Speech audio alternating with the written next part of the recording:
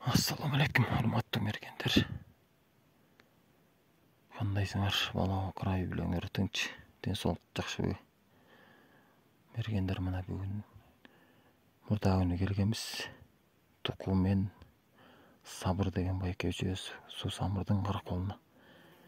Көчөгө келсек, 6 бөлтүрүк бир канчык кашкыр бар экен. Канчык кашкырды атканга такыр шырт болбогон. Тиянан чыксак бияна кетет, бияна чыксак тияна кетет, такыр токтобогон. Бүгүн келсек, мына тетигирек мына Корулдун орто ченинде 6 бөлтүрүк 4 чоң кашкыр жатат.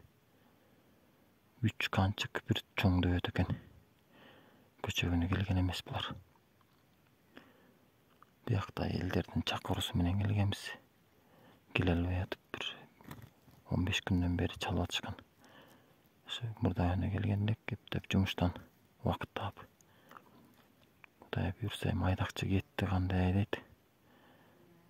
Кудай буйрса деп турабыз.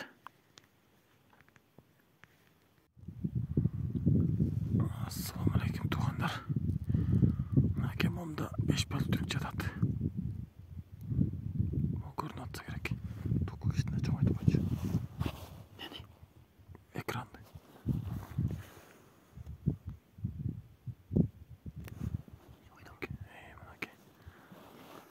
Туугандар 5-6 бөлтүрүк экен. Тети ар жагында энеси канчык кашкыр охотага кетип бартат. Жортулга жатты. Сонун жерге жатты. Тетигинде күчүктөр кудагатат. Көрүнүп атабы?